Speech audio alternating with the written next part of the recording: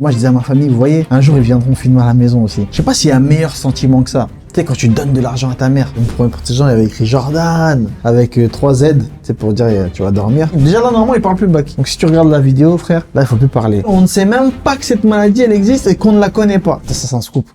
Scoop. Ça, c'est un scoop. Personne ne le sait.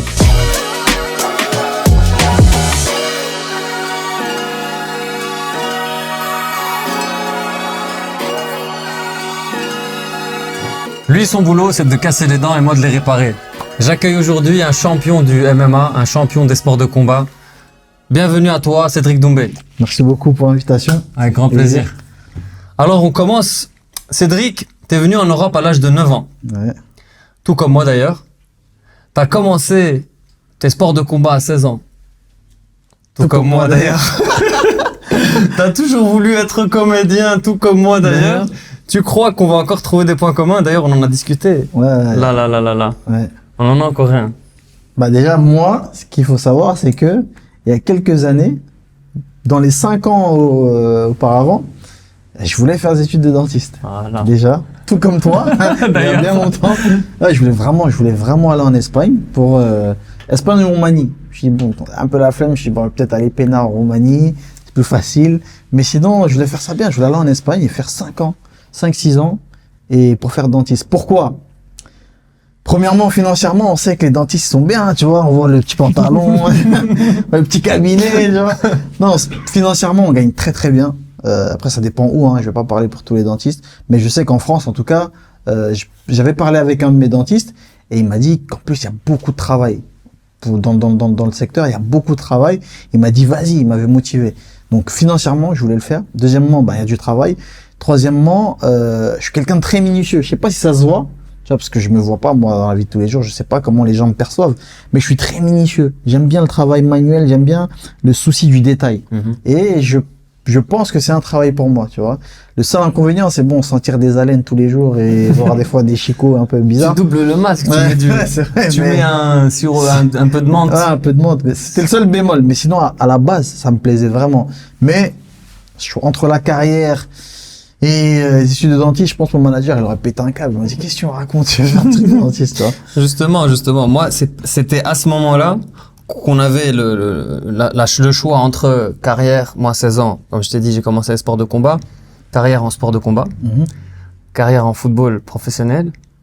Mais attends, j'étais nulle part, j'étais en P8, c'est que ça existe même pas. J'étais en P8. j'étais T'avais le avec choix les- entre 2 disciplines. Ouais, j'avais le choix, parce que j'ai commencé les deux. Ouais. Étant jeune, plus ou moins. T'avais vraiment un niveau en foot? Non, j'étais éclaté au sol. Ouais, bah t'avais pas le choix alors. Si, j'avais le choix. Parce que moi, je suis CR7. Ouais. Dans le sens où... Si. Attends. Non mais attends, laisse-moi T'es éclaté, structurer t'es ma CR7, réponse. alors, vas-y. CR7, c'est un mec qui a taffé Mhm. pour arriver là où il est. Ok, c'est pas nécessairement du talent. C'est ça que je veux te dire. Ouais, je capte. Donc si je mets dans ma tête, dans 5 ans je te bats en MMA, dans 5 ans je te bats en MMA. Oh, ça c'est vrai. Ouais, Dans ta après, tête, t'as dit. dans ma tête. Ah, voilà. Non, dans le sens où si je veux un truc, je vais travailler autant qu'il faut pour l'avoir. Pour y arriver, on est C'est comme pareil. ça que je suis déterminé. D'ailleurs, en On est dentisterie, pareil, voilà. J'ai fait mes preuves dans chaque secteur dans quoi j'ai été. Quand j'ai fait, j'ai bien fait. Ce que t'as touché, tu Voilà. l'as bien fait. Vraiment. Et j'avais le choix. Je peux pas faire les 3. Tu peux pas bien faire 3 carrières. C'est impossible. Toi-même, t'as choisi sport de combat. Compliqué, ouais. C'est- Par rapport à la dentisterie, alors que la dentisterie, C'était- tu l'as dit. Ouais, ça me plaisait. ça te plaisait, c'est avantageux. Le salaire, t'en as parlé, c'est vrai. Le confort de vie, le confort de pouvoir travailler quand tu veux, pouvoir prendre congé quand tu veux, aller en vacances autant que tu veux. Donc en vrai, c'est vraiment un travail qui est... Ça, par contre, je l'apprends. Et c'est la première fois que j'entends. Hein. Dans C'est tous vrai tes podcasts, j'ai jamais entendu parler Jamais, personne n'est au courant. Ben là, j'en parle parce que c'est ton domaine et Ouais. parce que c'est incroyable. l'occasion qui se présente. Bah, mon Mais- petit frère, qui commence en dentisterie, il m'a dit Roumanie, envoie-moi Portugal, C'est Espagne. Je lui dis rien du tout, tu vas faire ici comme moi, Ouais. tu vas galérer comme moi, tu vas aller nulle part, tu vas Ouais. rester là près de nous. Et quitte, parce qu'ici, il y a l'examen d'entrée pour lui. À notre époque, moi, j'avais pas d'examen d'entrée. Sinon, je serais pas Ouais. face à toi aujourd'hui. Je serais peut-être face à toi dans une cage. Ouais, voilà. Mais en vrai, quand bien même c'est difficile, faut pas lâcher prise. Moi, je trouve que quand quelqu'un veut quelque chose, faut qu'il se donne. Ouais, il faut que ce soit déterminé. c'est Voilà, vrai. la détermination jusqu'au bout. Après, je vais pas me plaindre. Hein. Je crois qu'il n'y a pas beaucoup de gens dans la vie qui ont le choix de faire carrière dans plusieurs choses. Qui ont le choix, tu vois. Il y en a, ils ont pas le choix, tu vois. Ils se retrouvent caméraman, ils ont pas le choix. Pourquoi ça tacle comme ça? Non, il y en a qui ont pas le choix, tu vois. Il y en a qui ont pas le choix. Frérot, je crois qu'ils gagnent mieux que nous. Vu le devis. C'est possible. C'est possible. En vrai. Mais non, tous les métiers sont bons. En vrai, faut aimer. Moi, je trouve que peu importe dans quoi tu fais. Le meilleur métier, c'est celui que t'aimes, en fait. Ouais, voilà. En vrai, tu peux bien gagner, mais entre bien gagner et très bien gagner et très très bien gagner, le niveau de vie, en vrai, n'est pas exceptionnellement différent. Et le bonheur ne réside pas nécessairement dans le super luxe. Tu sais, tu peux avoir un bonheur en gagnant dignement ta vie et t'es heureux auprès de ta famille. Alors qu'il y a des gens qui sont super riches et qui sont pas pour autant heureux. Donc voilà. C'est pas une condition de réussite.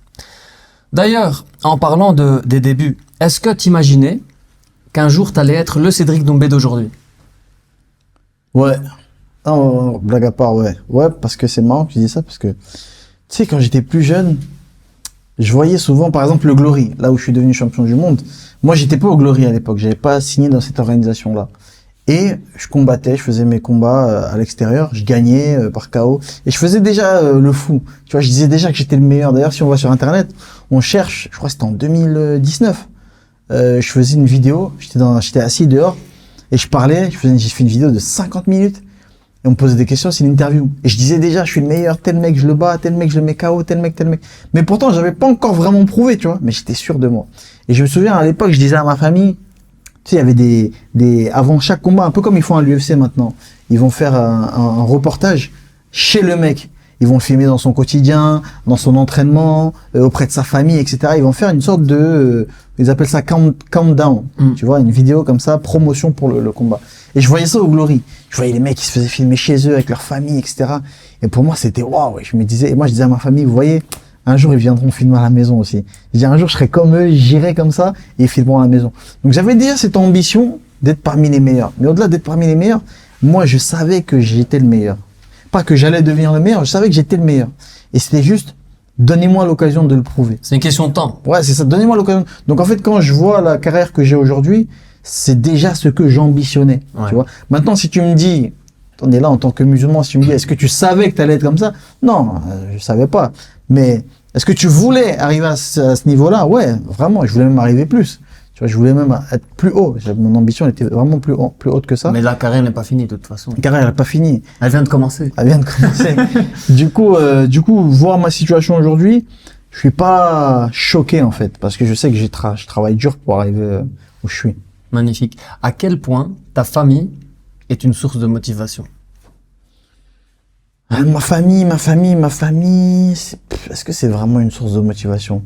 Oui. Rendre fier. Ah oui, dans le sens où, tu vois, comme tu l'as dit, je suis arrivé en France à l'âge de 9 ans. J'ai beaucoup grandi au Cameroun, tu vois, j'ai beaucoup de souvenirs qui émanent du Cameroun. J'ai été élevé par des femmes, ma mère, ma grand-mère, j'ai grandi avec ma sœur, entouré que de femmes. Et du coup, j'ai vraiment vu ma mère galérer pour essayer de nous donner une bonne éducation, pour essayer de nous faire grandir, pour essayer de nous faire survivre, en fait, en quelque sorte, en France, en Europe. Et le fait d'avoir ces souvenirs-là, bah, j'ai cette motivation, cette volonté de toujours vouloir rendre fière ma mère. Parce que quand je vois que je gagne les combats, et quand elle me dit que quand elle va, par exemple, je sais pas, moi, chez SFR, chez Orange, ou chez Bouygues, et qu'on lui dit, mais vous êtes la maman de Cédric Doumbé, bah en fait qu'elle est fière, bah ça me fait plaisir, tu vois. Magnifique. Et même quand je lui fais un virement et que je vois qu'elle est fière, bon qu'elle me demande un peu plus, ça me fait plaisir. Non, je plaisante. Non, ça me fait plaisir. Tu sais, quand tu donnes de l'argent à ta mère, tu vois, je sais pas s'il y a un meilleur sentiment que ça, tu vois, dans la dunya de donner de l'argent à sa mère ou de faire un virement sans qu'elle t'ait rien demandé. Tu vois, ou même quand elle te demande de faire plaisir à sa mère, je pense pas qu'il y ait meilleur sentiment. Un fils qui donne tu sais, c'est symbolique. C'est parce que c'est nos parents qui nous ont toujours donné de l'argent de poche, donné de l'argent de poche pour vous, parce que moi, j'en avais pas. Moi non plus. Mais ça nous fait un 5e point commun. Qui nous ont toujours donné de l'argent, qui nous ont toujours élevés, ça, c'est nos parents qui ont toujours pourvu à nos besoins. Et le fait de voir que là, on est capable de pourvoir à leurs besoins à eux, bah, je pense qu'il n'y a pas meilleure fierté. Et du coup, moi, quand je fais ça pour ma mère, je suis hyper content. Donc, c'est une de mes motivations. On pourrait dire c'est l'argent. Oui, on aime tous l'argent. On veut beaucoup plus d'argent pour faire X et X choses. Mais en réalité, la main motivation, c'est la famille. Que Dieu te les garde. Amine. Est-ce que tu te souviens de ton plus ancien souvenir chez un dentiste? Est-ce qu'il y a une anecdote, un truc qui t'a marqué chez le dentiste étant petit ou étant moins jeune? Chez le dentiste. Tu sais, on a toujours cette mauvaise idée, cette idée reçue de la peur d'aller chez le dentiste. Tu sais, du bruit, de la douleur, des enfants qui pleurent, Et moi, j'ai jamais eu ça, hein, je te jure. Chaque fois que je suis allé chez le dentiste, je me disais, je sais pas, il va me faire un détartrage ou alors, tu sais, pour moi, au contraire, c'est qu'il va me soigner, en fait. C'est que je vais ressortir de là et je serai meilleur qu'avant. Ouais, c'est ça. Du coup, j'ai toujours un bon sentiment. Par contre, l'odeur. L'odeur des instruments. Tu l'as senti chez moi? Non, non, pas encore. Mais je comprends pas pourquoi ça sent. C'est le Génol. Comme ça, tu sais le mot. Généralement, ce produit-là qui sent chez tous les dentistes, c'est le Génol. J'ai l'impression que c'est la morgue. Mais attends, je dans mes tiroirs. Mais je comprends pas pourquoi ça sent dans l'air. On dirait qu'ils aspergent de Génol. C'est bizarre. De Génol dans le... Je te jure, en fait, tu vois, quand il met ses gants, il met son masque, qui te fait des trucs dans la bouche, t'as ce goût toujours. Tu sens, et pendant 2 jours, t'as le goût dans la bouche. Tu te dis, c'est quoi cette odeur? Ça sent la morgue, en fait. Tu vois, un peu quand tu vas à la maison de retraite, ça sent la morgue. Je suis presque sûr que c'est les Génol dont tu parles. Alors parce que c'est ce qui permet de conserver longtemps, en fait. Et également. Conserver quoi, par exemple? Conserver et imaginons, par exemple, je fais en sorte de vider ta dent, et provisoirement, je dois mettre un pansement. Ils vont mettre un petit coton avec le Génol à l'intérieur de la cavité et puis ils vont recouvrir par un pansement pour garder cette zone, on va dire, propre, encore intègre. Et comment j'ai pu oublier ça? C'est l'anesthésie. Oh là là. Mais attends, qu'est-ce qui te dérange? C'est la piqûre ou le sentiment de la paresthésie après? La piqûre. Oh là, tu m'as réveillé des souvenirs là. La piqûre. 2, le goût. En plus, mets-moi de l'eau, il est là, il attend, et je sais pas, il me dit attends 2 secondes. Non, tu m'as réveillé trop de souvenirs là. En fait, non. En fait, si, je déteste le dentiste, je vais t'expliquer. L'anesthésie, la piqûre, déjà que personne n'aime se faire piquer, tu vois. Là, il va me dire, ouais, t'as des tatouages. Ouais, mais c'est pas pareil. Le goût de l'anesthésie, c'est amer, c'est dégueu, ça, c'est pas bon. Troisièmement, la sensation. Quand t'as tu sors du danger chez un chat, tu peux pas boire, tu te baves dessus, c'est n'importe quoi. Qu'est-ce que j'ai fait une gingivectomie? Qu'est-ce que c'est? Ah non. C'est quoi? Attends, je cherche. Je tape sur Google. Si vous savez pas, cherchez. J'ai déjà fait une gingivectomie, j'ai déjà soigné une carie, j'ai déjà mis un implant.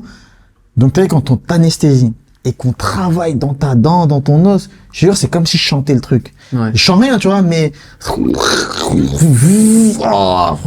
je comprends pourquoi t'étais pas très chaud de faire des soins au début. Et la douleur t'as des mauvais après, souvenirs. Non mais regarde, en rapide par rapport à l'anesthésie, déjà la douleur de l'injection ne doit pas exister parce que déjà on a des gels pré-anesthésiants aujourd'hui, pas aujourd'hui, depuis aujourd'hui. Douleur de la piqûre. Ouais. Elle n'a pas existé. En tout cas, c'était juste brutal en fait. Moi personnellement, depuis que j'ai été diplômé, ça c'est pas récent, c'est pas un truc que j'ai appris avec le temps. Avant d'être diplômé, quand j'étais dans mes stages, parce qu'on a fait 2-3 ans de stage à l'hôpital avant de pouvoir exercer j'ai recommencé ma master 1, donc j'ai fait 3 ans de pratique. Du coup, j'ai pu pratiquer plus longtemps. Mais déjà, j'avais un amour pour l'esthétique, mais par rapport à ça, cette anesthésie-là, je faisais attention d'anesthésier les patients de manière indolore dès ce moment-là, dès ma 4e année de dentaire. Parce que c'est simple, quand je vis un truc, je ne veux pas que les autres le vivent. Quand moi, on me pique et on me fait mal. Chose désagréable, quoi. Très douloureux. Je sais que c'est douloureux. C'est dérangeant, c'est pas un truc que j'ai envie de vivre. Pourquoi je vais le faire vivre à l'autre? Donc, premier truc, t'as pas parlé d'un point. L'aspiration, là. Quand ils te la mettent dans la gencive. Je savais que j'avais zappé ça. Tu vois? Il y a l'aspiration. Frère, on dirait, il veut te prendre une empreinte de ta gencive avec son aspi. Mais c'est même pas ça. T'as vu quand il te met les cotons? Ça, c'est pourquoi? C'est pour pas que ta dent, elle sèche. C'est ça? Voilà. Pendant un collage. Voilà, par exemple. Mais les cotons, déjà, dégueulasses. On dirait, il y a le produit, là, dont tu m'as parlé sur le coton. Le goût. Et qui aime rester la bouche ouverte comme ça, pendant 2 heures? Et c'est pas ça, c'est quand il te fait quelque chose. Je crois que c'est la fraise qui crache de l'eau. Ouais. Voilà, ok, ça crache de l'eau. Forcément, il y a l'aspiration, sinon tu te retrouves avec je sais pas combien de litres dans la bouche. Mais parfois, t'as de la salive. Et t'as vu l'assistante, là, je sais pas comment vous les choisissez, je sais pas si elle vient d'où. Mais en fait, elle aspire partout, sauf là où il y a de la bave.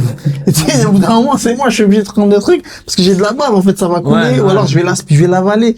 Ah, C'est dégueulasse. Ah, franchement, en fait, c'est pas pratique. Non. Je me dis peut-être avec l'IA, on va créer un robot qui va qui va. Non, je sais faut pas dire. En vrai, moi, j'aime pas je travaillais à quatre mains, j'aime pas travailler avec l'assistante, justement pour ce genre de soucis et d'autres. J'aime bien travailler seul, alors l'assistante est à côté au cas où j'ai besoin d'un produit, voilà, d'un outil pour aller chercher ailleurs, mais généralement, mes tiroirs sont bien faits pour que j'ai tout à disposition, je suis rapide et l'aspiration, voilà, j'ai la manie. Par rapport à l'anesthésiant, le goût, justement, l'aspi, si tu le places correctement, t'as pas le problème de goût. Si après la paresthésie, ça on peut rien y faire, mais on peut te mettre par exemple un dosage précis, on peut te piquer un endroit précis. Exemple, ta dent par exemple, il faut l'anesthésier pour 30 minutes parce qu'on a un soin de 30 minutes, ben il faut aller là où la dent commence dans l'os, piquer juste à côté pour que le produit infiltre directement la dent et n'anesthésie pas tout ton visage. Et si tu mets la bonne quantité, ben après 30 minutes ou 45 minutes, où tu as des choix entre les anesthésiens aussi. T'as plus la paresthésie. Donc le temps qu'ils finissent, ben, t'as plus la paresthésie, tu sors, t'es bien. Mais là, c'est là que se pose la question, est-ce que c'est un bon dentiste ou pas? C'est pas que ça qui le critérise, hein, qui le caractérise le bon dentiste, mais ça fait partie des critères pour moi, d'une évaluation d'un bon dentiste ou pas. C'est ce que j'avais demandé c'est important. Au médecin qui m'avait fait qui m'avait mis l'implant. C'est un implant, c'est ça? Ouais. J'ai demandé, mais sérieux, hein, premier degré? Je lui ai dit, c'est possible une anesthésie générale? J'ai dit, en fait, c'est comme ça, je dors et je me réveille, ça y est, j'ai des trucs. Parce qu'en fait, ça va me saouler. Et je voyais, il prenait des trucs, j'entendais des après, il me dit, presque, on y est presque. Je sais pas ce qu'il faisait, je voyais du sang. À un moment, il ressort un truc, ça aspire, je voyais voilà le sang, mais je sens rien, tu vois. Mais en fait, le fait de voir tout ça, ça me fait mal, en fait, tu vois. Et même ma mâchoire est vibre, je vois, il a C'est pour ça, c'est mieux de te mettre Netflix au plafond. Ah oui, j'ai vu que t'avais un écran au plafond. C'est mieux, comme ça, D'ailleurs, c'est pourquoi l'écran? Justement. C'est pour distraire, pour qu'il détendre. Exact. C'est incroyable. Mais ouais. C'est grâce à ça, j'ai été un écran au plafond. Quand j'ai vu ça, j'ai dit peut-être c'est pour montrer la dent, pour montrer est-ce que tu montres ce que tu fais? Non, parce que t'as pas de caméra. Je peux. Si, je peux. J'ai le microscope qui filme, j'ai la caméra qui filme et je peux montrer. C'est bien. Après, c'est pas l'idéal. Non. Parce que les gens n'ont pas envie nécessairement de voir ce qu'on fait. Après, il faut qu'ils aient confiance. Ouais, c'est pas nécessairement plaisant à voir. Toujours. Après, l'esthétique, si. L'esthétique, ça, les gens aiment bien voir. Et des fois, ils demandent. Donc, soit on leur met la caméra, soit miroir. Mais généralement, on préfère travailler et montrer même l'esthétique, le résultat à la fin. Comme ça, lui, il est dans son film ou sa série. Nous, on travaille et à la fin, on lui montre le résultat. C'est important. Grâce à ça, j'ai été pédodontiste, entre guillemets. Ma première année, franchement, ce qui m'a beaucoup aidé, c'est l'écran avec les enfants. Parce que quand j'ai ouvert, à l'époque, ce cabinet, j'étais seul. J'ai fait toutes les spé tout seul. Parce que, en vrai, je devais faire les enfants parce que ça fait partie de la patientèle.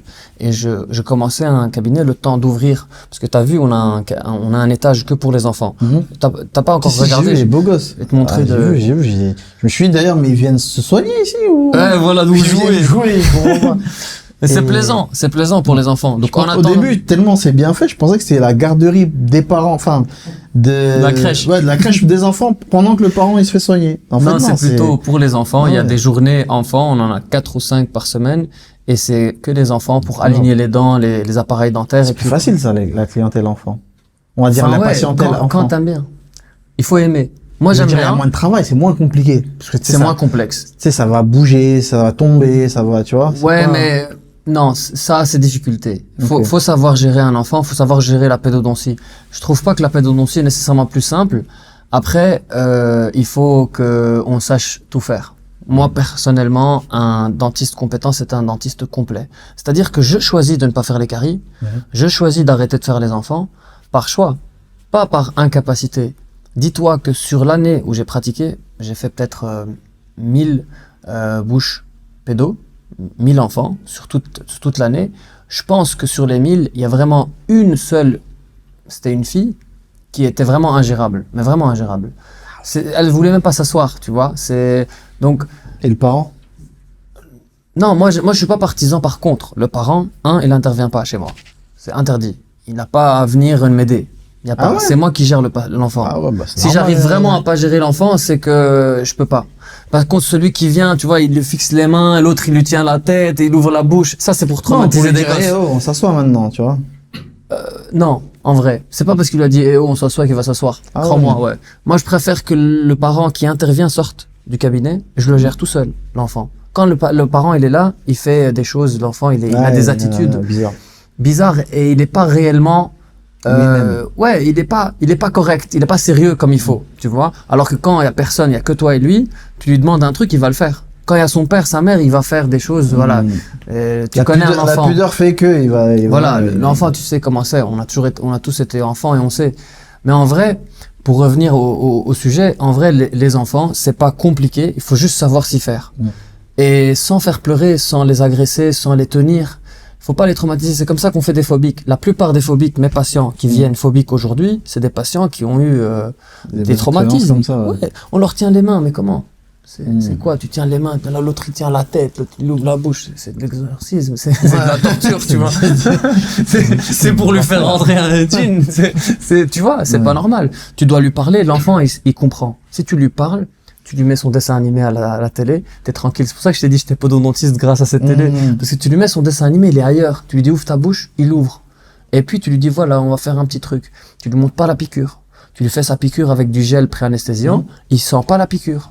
Tu lui fais son soin, vite, parce que tu dois être rapide. T'as 5 minutes. 5 minutes pour faire bien. Et puis voilà. Tu dis voilà, c'est fini. Tu éteins la télé, il veut plus partir. L'enfant après, il veut rester, tu vois. Donc en vrai, c'est une manière de voir les choses. On parle souvent des risques dans les sports de combat. T'as déjà eu peur de perdre une dent en plein combat? En plein combat, non. Parce que je prends pas de coups. Mais sinon, et pour perdre une dent, en vrai, tu vois, c'est pas c'est pas autre chose que de faire perdre une dent. Non, c'est, comment on appelle ça? Pendant, non. Non, pendant, non. Mais, autour, oui, c'est vrai que tu sais, c'est un sport de percussion, donc forcément. Et d'ailleurs, tu fais bien de poser la question parce que j'ai perdu une dent. Je me suis cassé une dent, si tu veux. Une fois, je me rappelle, c'était à Toulouse. C'était lors d'un sparring. Et là j'ai fait un mauvais geste. Pourquoi c'est toujours les sparring, il y a des blessures? Bah, tu fais des combats de malade mental, t'as rien. Tu combats des gens, c'est des monstres, t'as rien. C'est un truc de fou. Tu fais des gros combats, tu ressors avec juste des bosses, des trucs. Après, je me suis déjà cassé une côte, 2 côtes à un combat. Mais sinon, ça va, tu sais que tant que c'est pas grave. Une côte, un nez cassé, en réalité, c'est pas grave. Mais une dent pendant l'entraînement, en fait, le mec, il met un coup de genou, tu sais, on boxe. C'était un mec qui faisait beaucoup d'esquives quand même. Relou un peu, comme moi. Tu sais, quand tu rencontres un mec qui a le même style que toi, c'est un peu relou. Donc c'était un mec qui venait de la boxe thaï en plus. Donc il avait un style vraiment particulier, un gaucher, encore plus relou. Droitier contre gaucher, c'est relou un peu. Et du coup, ce qui fait que sa jambe avant, elle était pile poil devant ma jambe avant, parce qu'il y a opposition de garde. De garde. Et au moment où il met un coup avec son coup, il met un coup de poing, je crois son crochet gauche. Moi, j'esquive. Après, au moment où il met un coup de genou, mais au moment où il met le coup de genou, en fait, je me baisse pour esquiver. Et là, ça fait collision, paf, force contre force. Et là, je prends un coup, je fais, oh. Vite fait, tu vois, il me dit, ça va. Et tu vois, ça va. Du coup, on continue. Mais je sens qu'il y a un truc qui me gêne, tu vois, au niveau de la dent. Du protège-dent, en fait. Je sens qu'il y a un truc qui me gêne. Je m'arrête. Je vais boire. Je vais au lavabo. J'enlève le protège-dent. J'avais l'impression que j'allais enlever une dent. Quand j'enlève le protège-dent, je me dis, c'est pas possible, j'ai trop mal. J'enlève, je regarde, je vois qu'il n'y a rien. Mais j'ai mal, tu vois. Et je touche chaque dent. Et là, je vois, il y en a une qui me fait vraiment mal. Et je me dis, ça va passer, tu vois. Du coup, je continue, mais je boxe plus pareil. Parce que maintenant, j'ai trop peur de prendre un petit coup. Du coup, je vois que j'arrête l'entraînement. Et là, je te jure, pendant toute la soirée, j'avais mal à la dent. Le lendemain, pareil, j'étais invité chez un frère. Je peux prendre un café. Je prends un petit gâteau, mais je vois que la dent, elle me fait mal. Je peux plus manger sur cette dent-là. Je suis obligé de manger sur le côté. Et en fait, je me suis dit, bon, elle a bougé. Comme ça a dû arriver plusieurs fois. Hein. Elle a bougé, elle me fait mal, mais elle va se re-solidifier, en fait, avec le temps. Ça l'a jamais fait. Et puis finalement, je suis resté comme ça pendant peut-être, allez, sans te mentir, peut-être 2-3 ans. Pendant 2-3 ans, je te jure, je mangeais sur le côté. Je mangeais sur Et le côté. t'avais mal constamment. Et j'avais mal dès que je bougeais la dent. Et elle bougeait. En fait, tu sais, je la remuais avec la langue comme ça, là, elle bougeait la dent. Elle était cassée, en fait, fissurée, mais elle tombait pas. Et puis, au bout de 2 ans, je me suis dit, tiens, je vais peut-être aller voir un dentiste. Par exemple. Ouais, juste comme ça. Juste comme ça, par hasard. Tu te prends au bon moment, en plus. 2-3 ans après, voilà. pile 2-3 ans après, tu J'ai te dis, réagi, je vais tu vois. aller chez le Je dentiste. suis assez réactif. Bravo. Et du coup, je vais voir une dentiste, tu vois. C'est bien de préciser. Je vais voir une dentiste. C'était à Angoulême, je me souviens. Et puis elle me dit en fait, d'ailleurs, elle m'a dit n'importe quoi. Je viens de me rendre compte là. Elle m'a dit, la dent n'est pas cassée, elle est fissurée. Et en fait, avec le temps, ça va se resolidifier. C'est pas vrai. C'est pas du tout vrai. C'est pas vrai du tout. Et puis qu'est-ce qui s'est passé? Je crois qu'un jour, ma dent est tombée. En fait, elle s'est cassée. Tu sais, avec le temps, justement, au lieu de se resolidifier, elle s'est cassée. Ouais. Du coup, j'avais toutes mes dents et un trou au niveau de la dent. Je crois même que quand on regarde mes combats, il y a certains combats où on voit que j'ai une dent en moins, tu vois. Et du coup, on parlait d'adaptation. J'ai dû m'adapter à parler d'une manière où on voit pas ma dent du bas. Mais t'es un malade Et du mental coup, de les laisser ça. Je comprends pas. Comment Et tu du peux coup- vivre sans dent? Moi, il y a un bout, tu vois, le bout du bout de la dent, il est Ouais. cassé. Je Non, vais je pas te jure, dormir. je te Le jure, lendemain, mais première heure, je vais aller le réparer. Je te jure, il me manquait une dent. Et je suis resté Puissant. peut-être comme ça pendant peut-être 6 mois, Normal, 1 an. devant. C'est pas comme si c'était devant. Ouais, en plus. Un an. Et je me suis habitué, je me souviens, je parlais, et les gens ils me disaient, mais tu zozotes.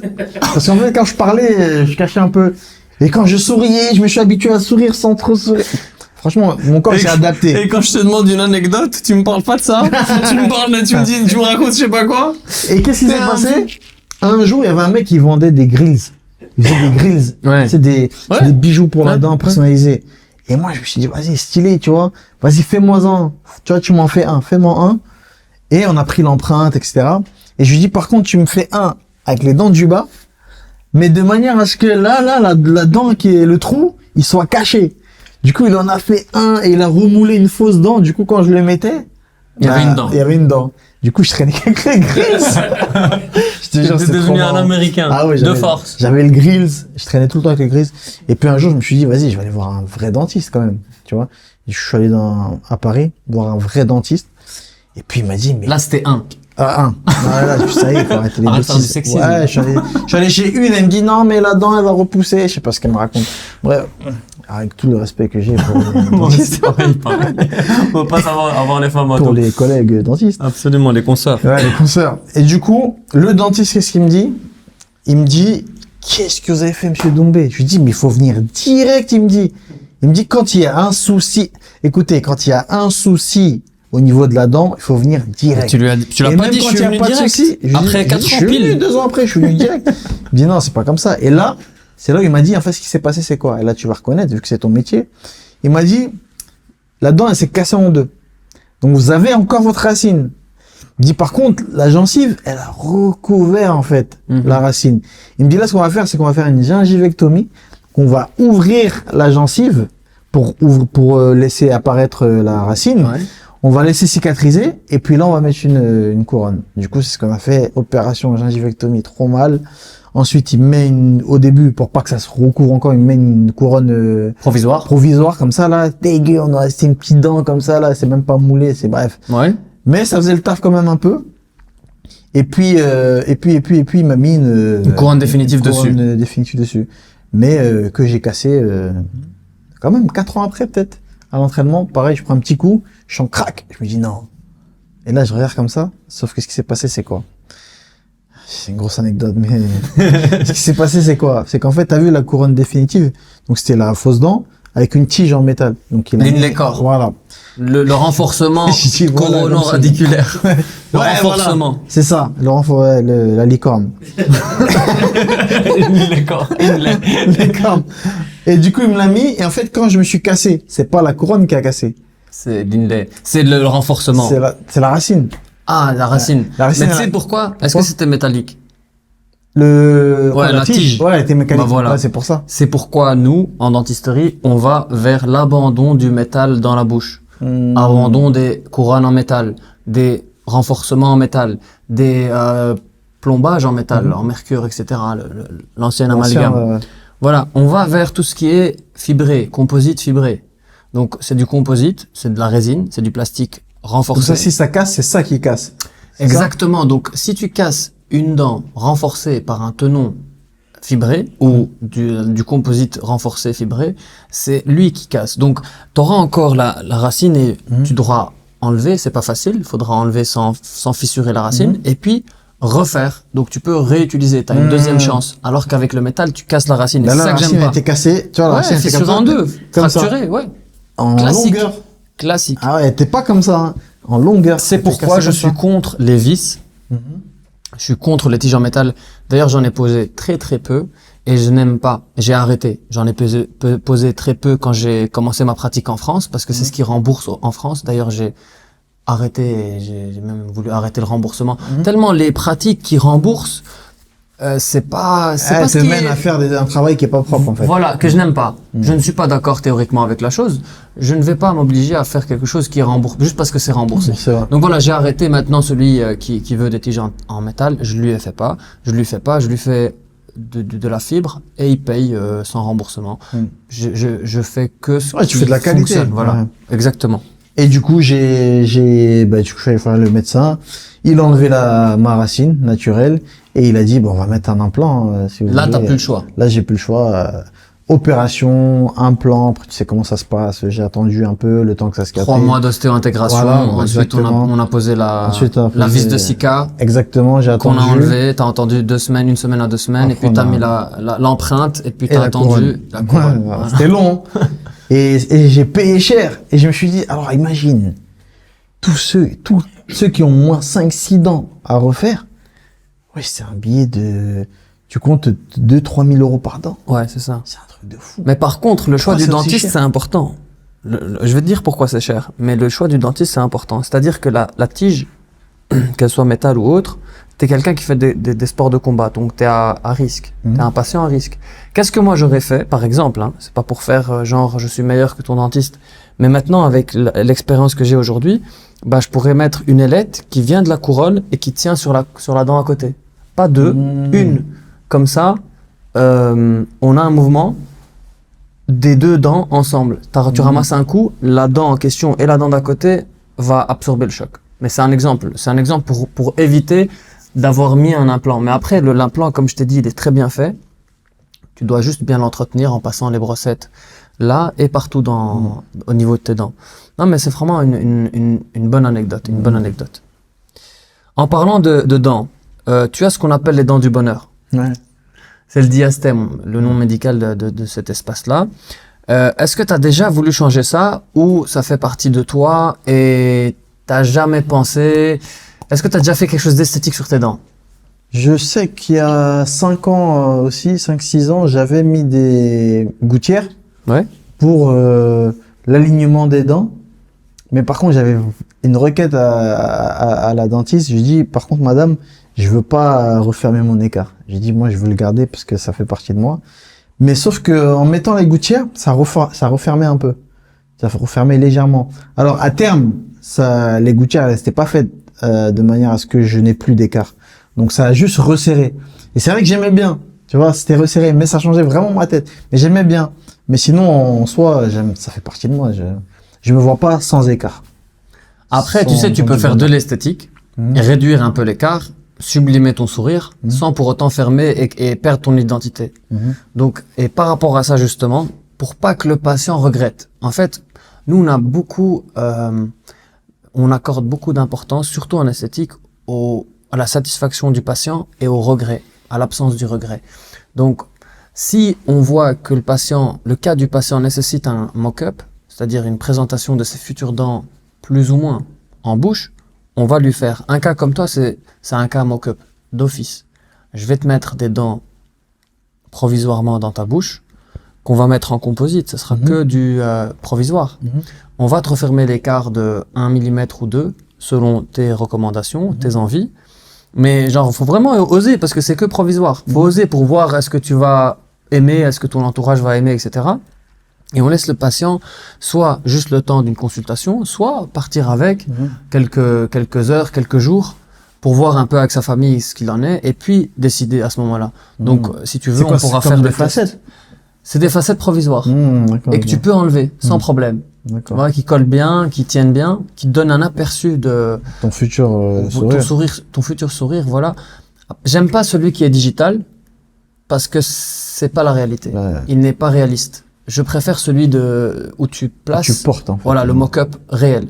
J'aime bien quand tu fais les choses vraiment, vraiment bien et que là, tu vas vraiment avoir un avis, tu vas trancher. Ouais, direct. Si tu dis ouais, c'est ouais, parce que j'ai vu.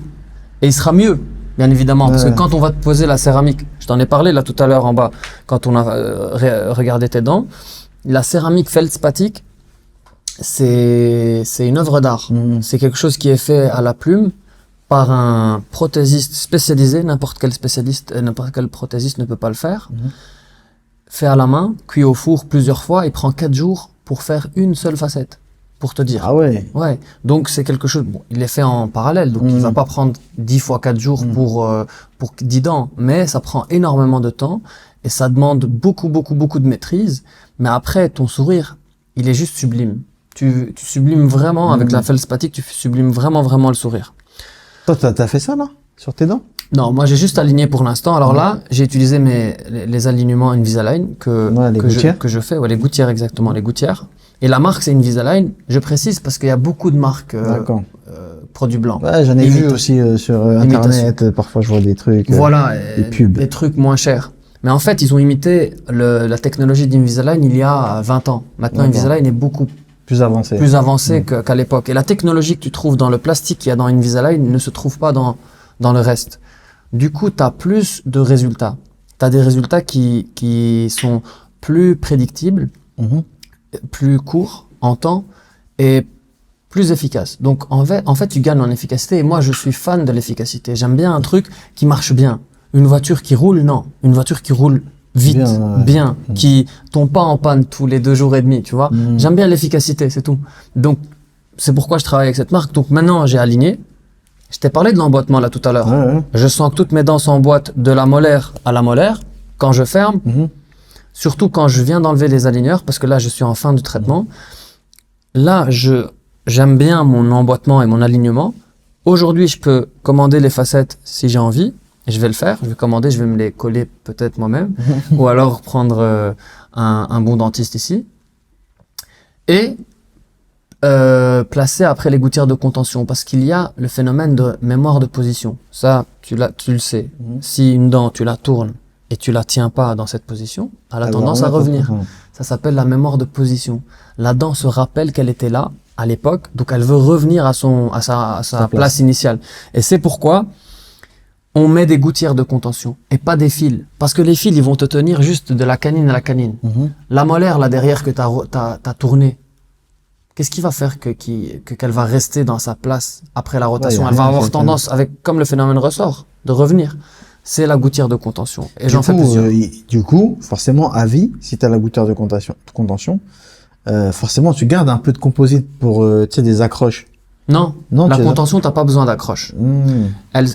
Par contre, elle s'use. Vu que c'est du plastique et tu l'utilises tous les jours, elle va s'user. C'est pour ça que je conseille 3 à 6 paires. Comme ça, il a assez pour toute la vie. D'ailleurs, on en perd et puis tu sais comment ça se passe. Il faut qu'on en ait suffisamment.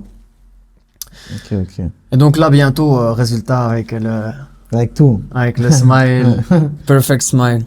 J'aime pas Hollywood smile, je préfère perfect smile parce que le Hollywood smile, il a une connotation un peu fake. Moi, j'aime bien beau, mais sublime, naturel. Genre, t'as vu un peu les dents de mon frère?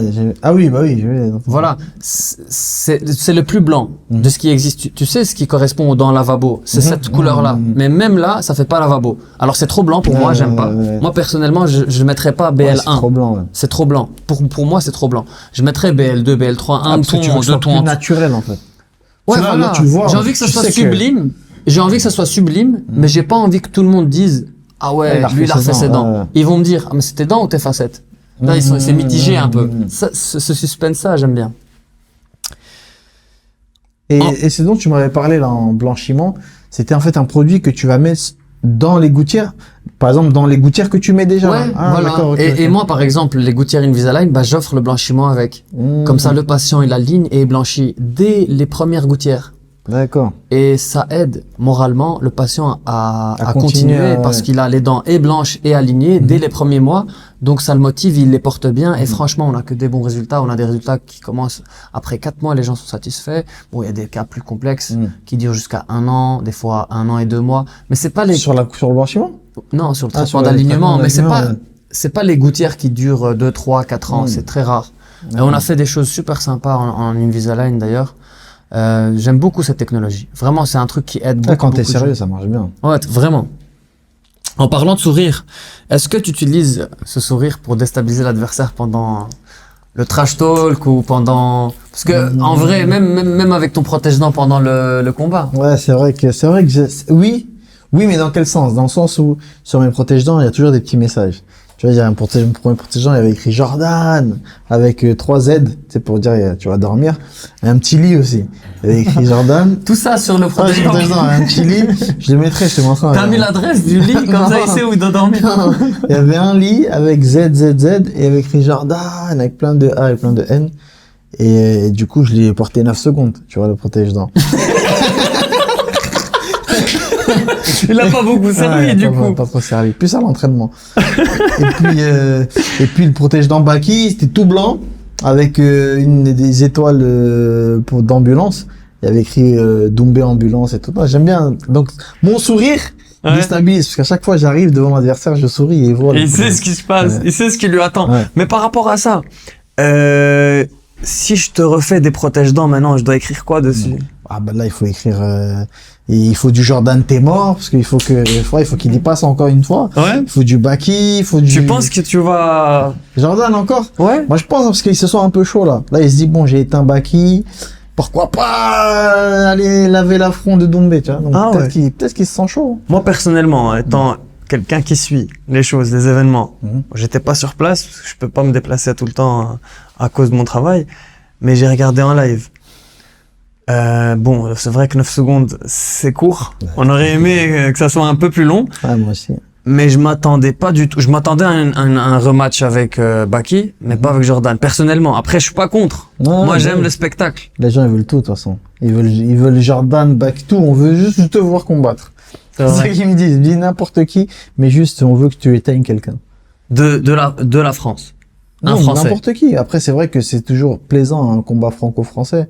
Parce que tu vois les enjeux, tu te dis, tu vois, tu connais les deux protagonistes, les gens aiment ça. Mais, rien n'empêche que je prenne le champion du PFL actuel, tu vois. Parce qu'il est très très bon, il a prouvé. Et il y a la particularité avec le PFL, c'est qu'il y a des adversaires qui sont pas très connus, mais qui sont très forts. Tu vois, à l'inverse de l'UFC, où il y a des mecs qui vont être à l'UFC, mais on va leur donner du crédit juste parce qu'ils sont à l'UFC, alors qu'ils sont pas incroyables, ils sont moins forts. Et il y a des très très bons à l'UFC, on va pas se mentir, les champions de l'UFC, ils sont très forts, ils ont prouvé, tu vois. Mais il y a des mecs qui ont les niveaux du champion de l'UFC, qui sont au PFL, mais c'est juste qu'ils sont pas connus, tu vois. C'est vrai que la notoriété autour du PFL, il y a pas autant de lumière. Non, pas autant. Alors qu'il y a du niveau. Ouais, alors qu'il y a un niveau incroyable. Mais ça va venir aussi. Il faut aussi des locomotives, des gens qui savent se vendre, tu vois. Et une organisation aussi qui va savoir les vendre. Mais ça va venir, ils sont en train de créer des stars, tu vois. Il y a Doumbé, tu vois, par exemple, Doumbé au PFL. PFL, ils organisent pas en France, il y a pas un événement qui cartonne en France s'il y a pas Doumbé dedans, tu vois. C'est vrai, c'est sûr. C'est le Bercy. On l'attend, nous. Le stade de, pas le stade de France, le Parc des Princes. Tu vois, Doumbé, il y a que Doumbé qui veut faire un Parc des Princes, tu vois. Doumbé Baki, Doumbé Jordan, Doumbé n'importe qui en remplit un Parc par des rapport Princes. à Baki, est-ce que pendant le combat avec Baki, parce que nous, on a vu du niveau, est-ce que pendant le combat, parce que je t'ai dit, moi, je suis pas pro Baki, pro Cédric, même si je suis fan de toi, en vrai, niveau combat, moi, je te connais avant Baki, personnellement, parce que moi, je suis dans le monde de la boxe, je te dis, c'est un point commun, boxe anglaise, boxe thaï, etc. Et je te suivais déjà depuis l'époque Glory. Ah, ouais. Donc voilà, je te connais bien. Je te connais bien et j'aime bien ton style. J'aime bien la provocation que tu envoies, j'aime bien le niveau de confiance que tu as. J'aime bien ton ambition, on le sent. Sans que tu m'aies dit que moi je voulais être champion de champion. Ça se voit que tu veux être champion, ça se voit vers où tu vas. Mais en vrai, il y avait du niveau avec Baki. Le combat, c'est court. Moi, je trouve personnellement que c'est court. Ouais, ça a été Il y en a qui disent il faut faire limiter le Khabib. Il dit faut pas de round. Il y en a d'autres ils disent il faut des 5 minutes de round. Moi, je trouve que c'est court. C'est pas qu'on peut pas trancher. Mais toi, est-ce qu'à un moment donné dans ce combat, je sais pas si ça peut te mettre en difficulté cette question, mais est-ce qu'à un moment donné pendant le combat, un des rounds, tu t'es senti en danger par rapport à Baki? Moi, je me suis senti en danger au premier round. Mais c'est pas le danger, il venait pas de Baki, c'est plus de moi en fait. Dans le sens où j'avais travaillé la défense de lutte et je savais qu'il était pas exceptionnel en lutte Baki, c'est-à-dire je savais que son point fort c'était le judo, c'est-à-dire il va t'amener au sol, il va te balayer, ce qui fait bien, il a un balayage qui fait bien. Mais ensuite au sol, même si je reste au sol, en réalité il va rien faire au sol. Et moi je le savais parce que je tourne avec des mecs qui sont meilleurs que lui au sol et j'arrive à tenir tête. Tu vois, même si ça reste des mecs qui sont meilleurs que moi, je serais un mytho si je disais que je rivalisais avec des grappleurs. C'est pas vrai, c'est pas mon sport. Mais en MMA, c'est pas du grappling, c'est du MMA, tu vois, donc c'est différent. Mais quand je fais des cours 100% grappling avec des mecs qui ont du niveau, ils me le disent clairement, ils me disent c'est pas le niveau de Baki, tu vois, et j'arrive à rivaliser. Donc j'avais cette assurance-là en moi. Le problème, c'est que au premier round, je me suis senti en danger dans le sens où quand j'ai mis un coup de pied et que je vois que en fait sa stratégie c'est d'attraper ma jambe pour amener au sol, le réflexe que j'ai eu au tout début, c'est il faut pas que j'aille au sol, pardon. Du coup, je fuyais, sauf qu'en fait ça c'est la règle de base. Quand il y a un lutteur qui veut t'amener et que toi tu fuis, c'est la dernière chose à faire parce qu'en fait lui il a juste à avancer, limite à courir, et toi tu recules et au bout d'un moment boum tu tombes. Et en fait c'est ce que ça a fait au premier round. Et après, je me suis dit, mais pourquoi tu fuis en réalité? Tu vois, parce que au moment où je suis tombé et que j'ai pas pu me relever, je me suis dit, mais en fait, il y a rien. Et je me suis relevé. Et je me suis rendu compte qu'en fait, à chaque fois que je tombais, je me relevais. À chaque fois qu'il m'attrapait, j'arrivais à sortir. Parce que, comme je le savais au fond de moi, il a pas les armes, en fait, pour garder quelqu'un au sol ou pour le finaliser. Du coup, deuxième round, je me suis dit, c'est bon. En fait, le stress, il est parti. Tu vois, cette appréhension, cette crainte, en fait, de la lutte, tu sais, parce que c'est un Tchétchène, on se dit, oh, c'est un Tchétchène et tout, il va t'amener au sol, il va te soumettre, etc. Cette appréhension que j'avais de la lutte, elle est partie au deuxième round. Et puis, au troisième round, là, ma stratégie, elle était commencée à se mettre en place. Parce qu'on l'a vu dans la vidéo où je suis à l'hôtel, avant le combat. Je le dis, mon piège à moi, c'est je veux trop mettre KO au premier round. Tu sais, je suis tellement stressé, tellement j'ai la pression. T'es matrixé par le premier round. Tellement je sais que je peux mettre KO, je peux éteindre. Je veux éteindre au premier round. Et ça, je le dis dans la vidéo. Je le dis, il faut pas que je me laisse avoir. Si je perds ce combat, c'est moi. Il y a que moi qui peux faire en sorte que je perde ce combat. Du coup, il faut que je me répète 3 rounds, parce que lui, je vais le mettre KO au troisième round. Pourquoi? Parce que j'arrête pas de répéter que je le mettrai KO au premier round. Ça, c'est une stratégie.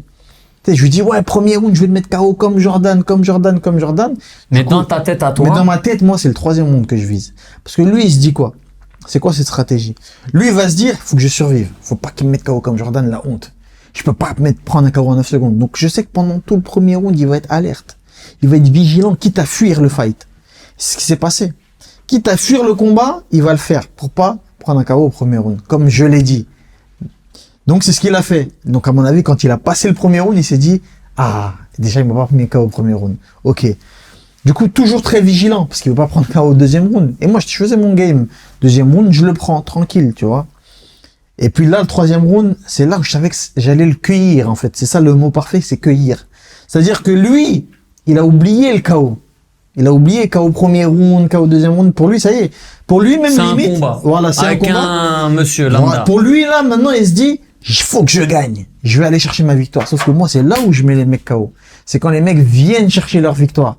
Tu vois, parce que le mec qui fuit, tu peux rien faire. Tu vas faire quoi? Le courir après?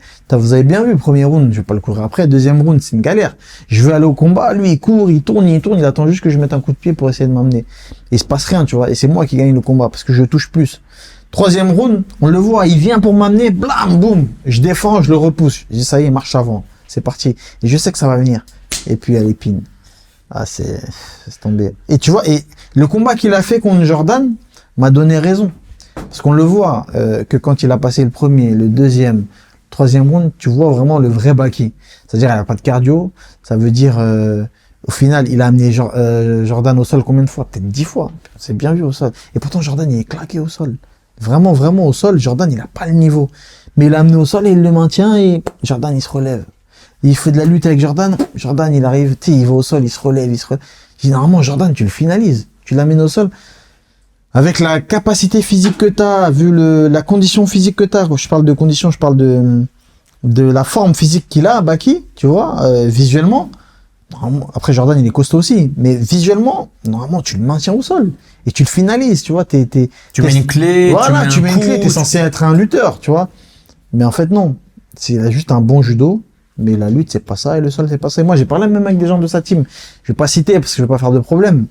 Mais c'est des mecs qui m'ont dit, ouais, il a pas un niveau, il est pas exceptionnel. Pas pour le descendre, mais c'était dans la discussion, en fait, pour dire que c'est vrai que toi, Cédric, t'es pas un lutteur, t'es plus un striker. Mais tu vois, Baki à la salle, contre des mecs, c'est pas comme ça, Baki, c'est plus un striker aussi, on va dire, tu vois. Dans le sens où c'est pas ouf au sol. Et on l'a vu. Et puis, pourquoi ça m'a donné raison? Parce qu'on a vu que, tu vois, par exemple, il a pris un KO au 5e round, 4e ou 5e, je sais plus. 4e ou 5e round. Il a pris un KO parce que, tu vois, ça a pêché, physiquement ça a pêché, il n'arrivait pas à faire ce qu'il voulait faire. Et là, le trou, il est venu tout seul. Jordan, il n'a pas cherché le KO, Jordan. C'est venu vraiment tout seul. Il faisait sa stratégie, low kick. Il est monté en high kick, ça a touché. Il a mis beaucoup de coudes qui ont touché aussi. Et puis là, il a vu le trou, il a mis un crochet, il est tombé. Franchement, Jordan, il met KO qui? Personne, il met KO personne, Jordan. Alors, il frappe pas, il met KO. C'est vraiment, si Baki a perdu, c'est de la faute de Baki. C'est pas Jordan qui a été trop fort. Ouais. Tu vois ce que je veux dire? Et d'ailleurs, je pense que c'est intelligent de sa part, et il a refusé la revanche. Tu vois? Qui a refusé? Jordan. Avec Baki. Ah, il a tout intérêt à refuser. Moi, si j'étais lui, je refuserais la revanche, c'est ce qu'il a fait. Je pense que c'est son équipe qui lui a dit. De lui-même, je pense qu'il aurait donné la revanche. Tu vois, il aurait dit, ah ouais, d'ailleurs, y a pas de souci, Baki, ce que tu vois, ah non. Son équipe, lui ont dit, y a pas de revanche, frère, tu vois. Ils lui ont pas dit, tu vas te faire fumer. Tu vois, ils lui ont dit, non, tu donnes pas de revanche, t'as vu, il t'a manqué de respect. Mais en vrai, c'est pas une question de respect ou pas. Moi, je trouve que on n'est pas systématiquement obligé de faire des revanches à chaque match. Mais quand t'es orgueilleux, Tu peux être orgueilleux. T'es un rajoul. Tu te dis, vas-y, comment ça, tu veux une revanche? Tu penses que tu peux m'étendre une revanche? Bah, viens, je te la donne, je t'en donne 10 des revanches. Tu vois, moi, Jordan. Mais ça veut dire qu'il n'y a pas d'autres, tu vois, tu donnes, ouais, c'est ça, tu donnes pas de chance, on va dire, aux autres spectacles. Nous, public, on se dit, ça y est, frère, viens, on veut te voir avec quelqu'un d'autre. Mais, en réalité, ça nous intéresserait, une revanche Jordan-Baki. Parce qu'on se dit, ah, qu'est-ce qui va se passer? Est-ce qu'il va confirmer? Ou est-ce qu'il va se faire fouetter encore l'autre? Tu vois? Mais s'il se fait fouetter, fin de carrière. S'il se fait fouetter, on se dit, ah ouais, en fait, c'est un coup de chance. Mais ça n'empêche pas qu'il s'est quand même fait éteindre, l'autre. Non, que Baki perde, s'il perd encore. Ah, non, là, c'est fini. C'est fini, il ne doit plus parler, non. Déjà, là, c'est fini. Déjà, là, normalement, il parle plus Baki. Donc, si tu regardes la vidéo, frère, là, il faut plus parler. Reste chez toi, réfléchis beaucoup, dors. Tu dois avoir les problèmes dans la tête. Tu dois être saturé. Et tu penses qu'en venant, ça s'ajoute. Donc, tu es le joueur le plus nul de la planète que j'ai jamais vu passer. Ça, c'est vrai, il va comprendre. Non, mais, non, ouais, là, normalement, il faut plus qu'il parle. Faut qu'il aille s'entraîner. Faut qu'il aille les ligaments croisés. Je sais pas ce qu'il fait, là. Et puis, qu'il revienne. Moi, je pense même que le mieux, c'est qu'il arrête. Non, le mieux, c'est qu'il arrête. Cédric, est-ce que tu as une routine en tant que sportif qui te permet de te maintenir en bonne santé? Alors, est-ce que j'ai une routine? Franchement, Ou alors, plutôt, pas en bonne santé, mais pour te permettre d'être le Cédric Doumbé. C'est-à-dire que moi, personnellement, Mike Tyson, exemple, hein, je connais sa routine, c'est une routine de malade mental. J'ai déjà essayé d'essayer. Par exemple, le truc, c'est des circuits où il fait 50 pompes, il fait 50 squats avec, je crois, 50 kilos, il fait 50 burpees, il fait 50 abdos, 50. Il y a plusieurs choses qu'il fait 50 fois et il fait ce circuit 10 fois. Ah ouais. Ça veut dire qu'il fait 5000 répétitions. Après, je sais pas si j'exagère en additionnant, mais en tout cas, c'est vraiment beaucoup plus. Beaucoup plus. Et donc, le gars, il fait ce circuit et c'est vraiment hard. Après, Mike Tyson, quand on regarde son niveau sur le ring, quand tu vois quel pitbull c'est, comme il l'appelle, voilà, tu te dis, moi personnellement, avant de connaître sa routine, je me dis, bon, c'est génétique, c'est tout. Non, il a une routine de malade mental. Est-ce que toi, tu as une routine de préparation que tu peux nous partager, qu'on pourrait le prendre comme challenge? Moi, en réalité, c'est pas une routine, tu sais, musculation ou crossfit. Ma lacune, elle a longtemps été le cardio. Et comme je suis un combattant qui punch, je mettais beaucoup de KO au premier round. Du coup, j'avais pas vraiment l'occasion de vraiment être poussé dans mes retranchements. Du coup, le cardio, on va dire, tu sais, le corps, il s'adapte. Forcément, je le délaissais un peu. Et j'étais plus dans l'explosivité, dans la force. Et j'améliorais plus mon point fort. Et arrivé au Glory, justement, j'ai commencé à voir que le cardio était vraiment la filière qu'il fallait que j'améliore. Du coup, j'ai beaucoup travaillé mon cardio. J'ai développé un programme que je fais toujours aujourd'hui, encore toujours hors préparation, en préparation. C'est toujours le programme qui fait, tu sais, je suis mort, qui me tue. Et ce programme, je le lâche jamais, tu vois. Je le lâche jamais, même quand je suis hors préparation, je vais juste me l'adapter, tu vois, adapter les valeurs des temps et des intensités de vitesse, mais sinon c'est toujours le même programme. Et même quand je suis sur piste, je fais toujours le même programme. En fait, c'est un programme qui est divisé en 4. C'est 3 fois 3 minutes au début, 3 fois 3 minutes. Tu commences, je sais pas moi, à 14 km/h. 3 minutes 14 km/h, 3 minutes, 1 minute de récup. Ensuite 3 minutes 14 km/h ou alors 15 km/h, 1 minute de récup. Ensuite 3 minutes 16 km/h, 1 minute de récup. Sur tapis, 1 minute de récup. Pente. Ta pente 1%. 1%. Et tu gères, tu vois. Ensuite, donc 1 minute de récup. Ensuite, tu reprends 2 minutes, 1 minute de récup. 2 minutes, 1 minute de récup. Mais là, et 2 minutes, 1 minute de récup. Encore 3 fois 2 minutes, 1 minute de récup. 14 km. Voilà. Et là, on était à 16. On s'est arrêté à 16. Et là, on passe à 17. Ensuite, 18. Ensuite, 18 et demi. OK? Ensuite, une fois qu'on a fini ce bloc de 3, il y a 3 fois 1 minute. On passe à 1 minute avec 30 secondes de récup. Tu vois? Et là, ça va être pareil. On vient à 18. Tu vois? 18,5. 19 et 30 secondes de récup, tu vois. Et ensuite, le dernier, c'est 30 secondes de travail, 15 secondes de récup. Et là, tu augmentes de 1 à chaque fois, tu vois. T'es à 20, 25, 21.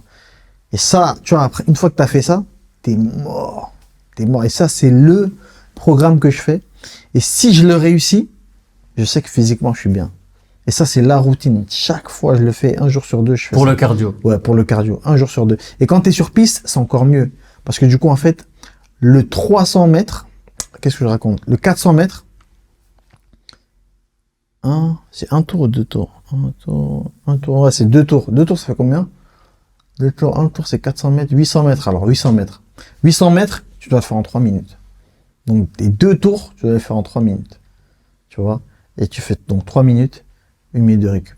3 minutes, 1 minute de récup, tu vois. Ouais, t'as juste pas les kilomètres quand t'es sur piste. Mais tu dois faire 2 tours, tu vois. 800 mètres. Et, t'as l'horloge pour te chronométrer. Ouais, c'est ça. Et ensuite, tu passes ouais, t'as l'horloge. Ensuite, t'as 2 minutes, tu descends. Tu dois faire 2 minutes, 1 minute de récup. 2 minutes, 1 minute de récup. Toujours avec l'horloge. Et à chaque fois, tu vois la distance que t'as parcourue, tu dois faire plus. Tu dois faire mieux. Plus de distance. Moi, j'ai jamais été moins de temps. course à pied. Toi, t'as jamais aimé, moi, jamais je déteste la course à pied. Mais si je le fais bien. Le soir à la corde, ce que tu veux, Ouais, crossfit, moi, je déteste. Mais si je le fais bien et que je suis en forme, c'est que mon cardio, il est bien. Ok. C'est comme ça que tu jauges. C'est comme ça. Et t'as pu voir la traduction de cette préparation en combat, ça t'a amélioré quelque part en cardio? Il y a un combat qu'on peut voir où franchement, je crois que c'est l'un des combats où j'étais le plus près. Le plus près, c'était Doumbé contre Nabiev 2. La revanche. J'étais énervé, j'étais remonté. C'est le combat, je voulais mettre KO au deuxième round. Je le disais à chaque fois aux infos, je disais, je vais mettre KO au deuxième round. Deuxième round. Il disait, pourquoi deuxième round? Pourquoi pas premier, cinquième? Pourquoi t'es précis? Je dis, parce que le premier round, je sais que je m'échauffe. Je m'échauffe toujours au premier round. Et le deuxième, il n'y a pas un round où je suis aussi en forme, aussi dans ton combat. Ouais, frais que le deuxième. Et je l'ai mis KO au deuxième round. Il me met un coup de genou, bah! Je mets une patate dodo. Il se relève. L'arbitre, il a le malheur de lui dire de reprendre. Je dis à l'arbitre, t'es sûr? Il me dit, ouais, je dis, ok. Gauche, bah, dodo. Je dis, l'arbitre, tu mets dans les problèmes. Il est resté par terre, il dormait et tout. Je dis, c'est pas toi, c'est pas bien, tu vois. Et l'arbitre m'a dit, ouais, I don't understand. Je dis, ouais, mais c'est toi aussi. Et après, j'ai gardé ma ceinture, champion du monde. C'est incroyable. Incroyable. Mais c'était, j'étais trop prêt. J'étais au poids déjà, même avant la pesée. J'étais bien, je mangeais, j'avais pas de diète. J'étais archi prêt. J'ai le sérieux du début à la fin de la prépa. Tu vois, et ça, c'est une des prépas rares que j'ai faites où j'étais sérieux du début jusqu'à la fin. Là, tout à l'heure, je t'ai parlé de parodontite. Une maladie qui est sous-estimée, méconnue du grand public. Voilà, le public la connaît pas. Et on a un petit peu abordé le traitement, d'ailleurs, que j'ai fait à Abdallah. Est-ce que tu peux, toi, me réexpliquer ce que c'est et c'est quoi le traitement? Ah bah ça, j'étais pas prêt. Les problèmes. Très bien. Alors, du peu que j'ai retenu, je vais essayer de retranscrire. Démontre que je suis un bon prof. J'ai essayé de retranscrire. Ah, mais là, j'ai pas révisé. Alors, la parodontie, les gars. Déjà, c'est la parodontite. Ouais, c'est ça que j'ai dit. La parodontite, c'est le micro. La parodontite, les amis, c'est une maladie très peu connue du grand public. Mais vraiment très peu connue du grand public. Et c'est problématique. C'est problématique parce que nous sommes tous dans une ignorance complexe. C'est-à-dire, de un, on connaît pas la maladie. Et de deux, on ne sait même pas que cette maladie, elle existe et qu'on ne la connaît pas. C'est une double ignorance et c'est très compliqué. Alors, c'est quoi cette maladie? Cette maladie, souvent, elle est génétique. En vrai, elle est génétique et souvent, elle va arriver, tu vois, chez des personnes qui ont des origines assez africaines, un peu exotiques, tu sais, la Turquie, le Maghreb, l'Afrique noire. Pourquoi? Parce qu'en fait, c'est génétique, ça remonte, tu vois, selon l'alimentation de nos générations précédentes. Comment ça s'appelle? Les gènes, en fait, des générations précédentes. Donc, en fait, cette maladie, elle est un peu traître. Sans vouloir manquer de respect à cette maladie, elle est un peu traître parce que souvent, quand on a une maladie, n'importe quelle maladie, elle va avoir des signes. Il y aura des aspects, il y aura des symptômes, en fait, qui vont apparaître. Souvent, qui vont être douloureux. Et en réalité, c'est bien. Parce que quand la douleur est un signal qui fait qu'on a envie d'aller se soigner. Or, la parodontite, parfois, elle va être silencieuse. C'est ça qui est traître. C'est que parfois, on voit rien. On voit rien, on n'a pas de symptômes. Souvent, même. On n'a pas de saignement, on n'a pas des dents qui gonflent, on n'a pas des dents qui tombent. Et puis, arrivé à un certain âge, paf, on perd ses dents. Et là, c'est la catastrophe parce que c'est irréversible. Les dents, ça repousse pas. On a beau mettre de l'engrais, ce que tu veux, ça repoussera pas. Donc, c'est ça la parodontie, la parodontite. Est-ce que c'est bien détecté par les dentistes, d'après ce que tu as vu? Donc, c'est ça un peu qui me peine, moi, en tant que dentiste confirmé. Et ce qui me peine aussi, c'est chez les confrères. Malheureusement, chez les confrères, alors je parle pour moi, hein, dans mon expérience de dentiste, les confrères n'ont vraiment pas... Alors, je vais être indulgent, avoir un bon soupçon, ne font pas le nécessaire pour soigner, pour détecter la parodontite.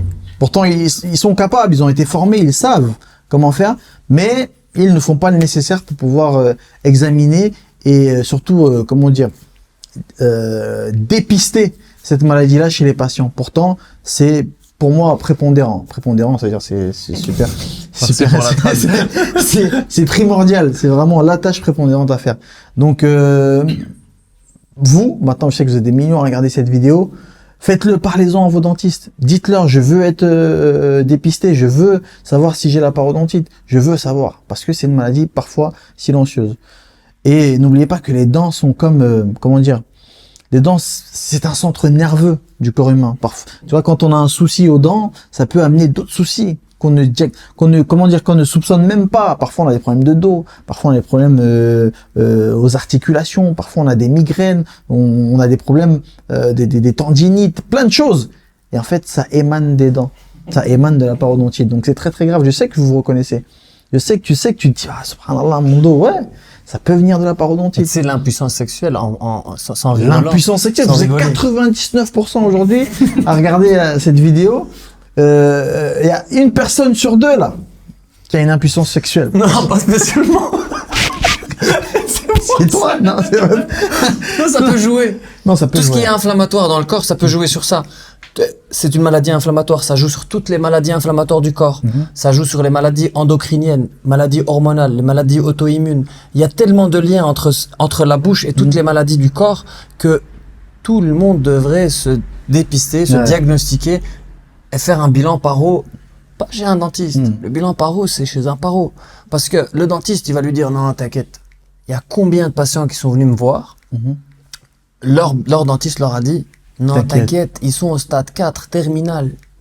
Ils perdent leurs dents. C'est comme si je te dis, je suis ton médecin, t'as le cancer, l'AFED, et t'es au stade terminal, je te dis, non, t'inquiète, tu vas voir un oncologue, le spécialiste des cancers, vu que tu me traduis, je te traduis, et il te dit, frère, tu vas mourir dans 3 mois. Enfin, t'es au stade 4. C'est bizarre, pourtant il m'a dit que... Tout va bien.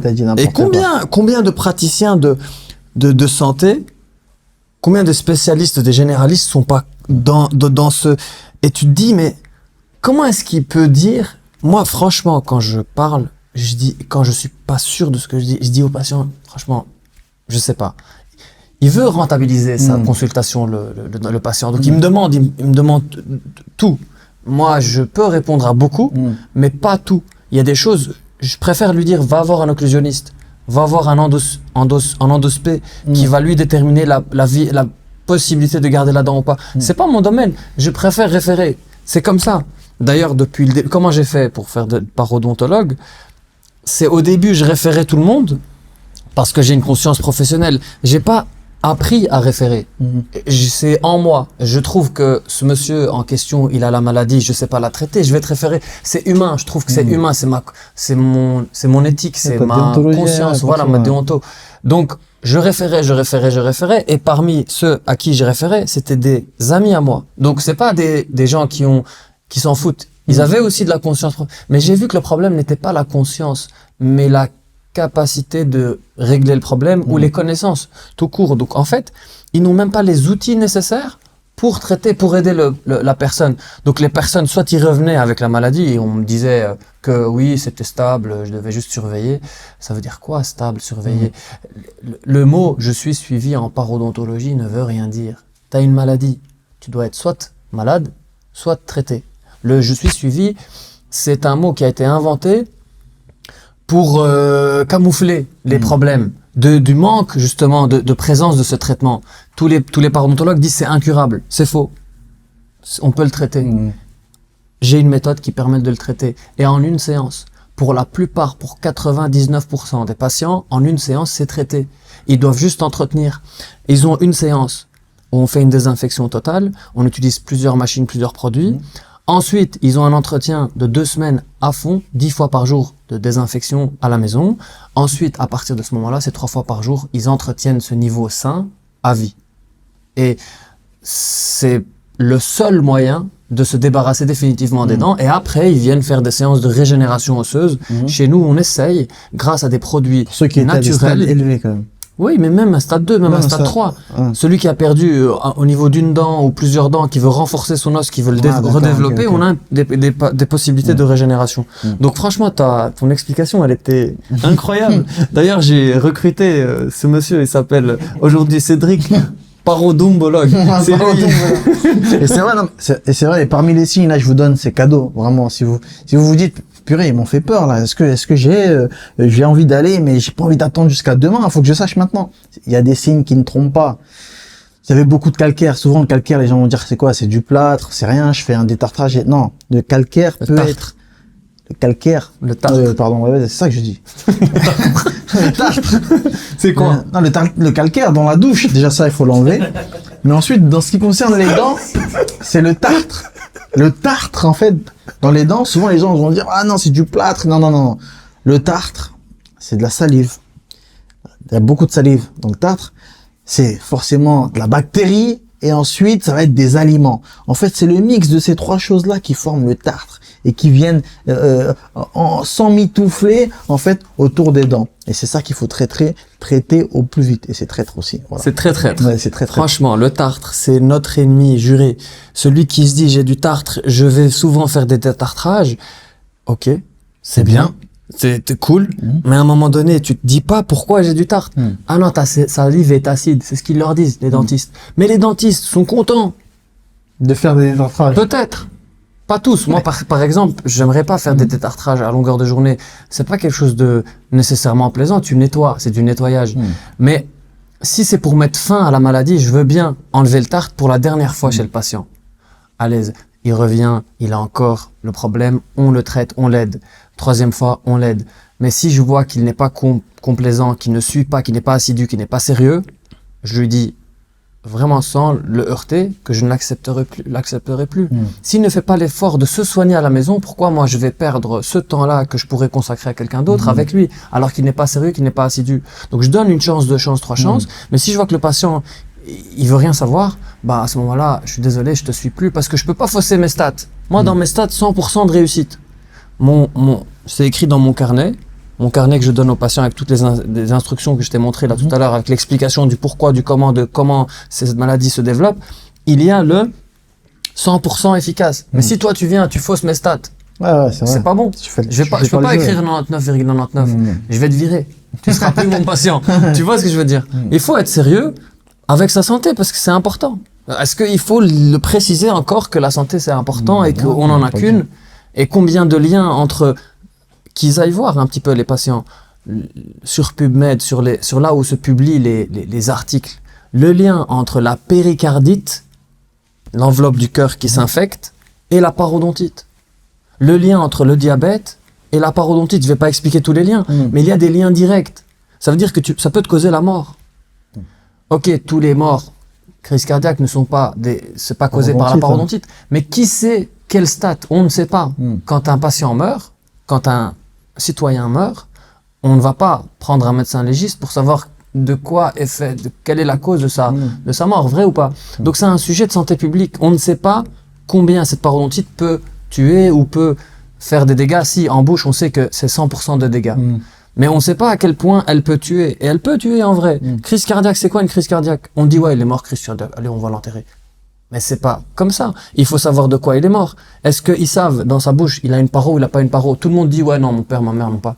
Mais qui sait? Comment tu peux dire? Si toi tu l'as, c'est que ton père, ta mère, ils l'ont. Il faut me les ramener. C'est moi qui vais déterminer, c'est pas toi. Donc en vrai, c'est vraiment un sujet de santé publique qui est très grave de par ses conséquences. Ça commence par du tartre, comme tu as bien dit. En passant par la mauvaise haleine, le saignement, les gonflements de gencives, la rougeur, ou pas. Comme tu as dit, c'est silencieux, ça peut être silencieux. Donc en vrai, pour bien savoir, bilan, paro, chez un paro, il sait qu'il a, il vient soigner, il l'a pas, tant mieux. Au moins il l'a su, au moins il l'a fait. Donc voilà, c'était vraiment un point super important.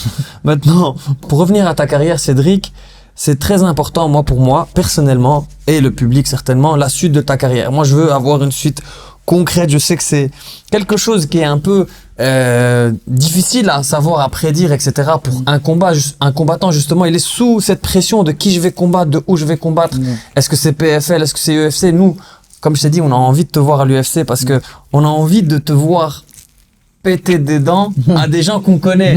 Au PFL, on les connaît pas tous, tu vois. Donc tu pètes des dents, c'est très bien, mais on veut voir des gens qu'on a revus combattre, ramasser des KO au premier round. Qu'est-ce qu'il en est maintenant dans l'avenir proche pour tes spectateurs aujourd'hui? En réalité, c'est marrant que tu me poses la question parce que ça me rappelle quand j'étais au PFL à Dubaï, il y a 1 an, presque, et je parlais avec Islam Makhachev. Et je parlais avec lui et il m'a posé la même question, tu vois. Il me disait, brother, bro, when you fight again, brother, it's been a long time now. Et j'ai dit, non, brother, come fight, maybe I fight you. Il me dit, come on, brother. Oh, après, il se lève. Oh, on s'est levé, après on s'est fighté un peu, bref. Et non, il m'a dit, brother. Ça part vite un peu entre brothers. Entre brothers, ouais. Et je lui ai dit, bientôt, je lui ai dit, là, je suis blessé à la main. Et je me souviens même à l'époque, il me disait, I'm gonna fight for welterweight. Il me dit welterweight, je lui dis mais c'est Bilal le champion. Il me dit yes. Il me dit j'attends que Bilal, si peut-être il est plus champion ou quoi, je vais aller chercher la ceinture 77. Et tu vois, subhanallah, il l'a fait. Aujourd'hui, je suis au PFL. 2025, je vais pas combattre. Et c'est en 2025 que... 2025, tu veux dire décembre, là? Ouais, en 2025, je combattrai pas en 2025. Ok. Voilà. Donc ça c'est dit. Pour mon poignet, je pense qu'il sera comment dire, guéri. Il sera guéri à partir de 2026. Allah. Et c'est là qu'on va voir enfin, les vraies choses. les gros combats, les plus gros combats de ma On vie. a hâte en tout cas. Voilà. On t'attend avec impatience. Voilà. Merci en tout cas, Cédric, beaucoup. pour ce magnifique podcast. Ce plaisir. passage, tu nous as fait honneur aujourd'hui au cabinet. On a regardé tes dents, on a pu analyser aussi les dents de tes poteaux. Ouais, Hein. faut parler des dents de Bilal, des dents de tout le monde. Je pense que c'est important. beaucoup pour à nous. dire. Ouais, il y a beaucoup. Il y Il y a beaucoup à dire. C'est important même de voir les cas un peu, les divers cas, notamment Bilal. Et on en parlera. Donc restez connectés, allez voir les autres vidéos et vous allez voir, notamment le cas de Bilal. Merci. On a parlé de ta carrière, on a parlé de tes dents, on a parlé de plein de choses intéressantes. Franchement, t'es un invité, je dirais exceptionnel, même si j'en ai pas eu des milliers et des cents. Mais je trouve une faculté, alors que je ne suis pas de base quelqu'un qui est podcasteur. Voilà, je suis chirurgien dentiste. Et tu mets l'hôte en confiance et à l'aise, et tu as un flow incroyable. Franchement, c'est pas que pour te jeter des fleurs. T'es vraiment un gars en or, autant intérieurement qu'au niveau de tes sports de combat.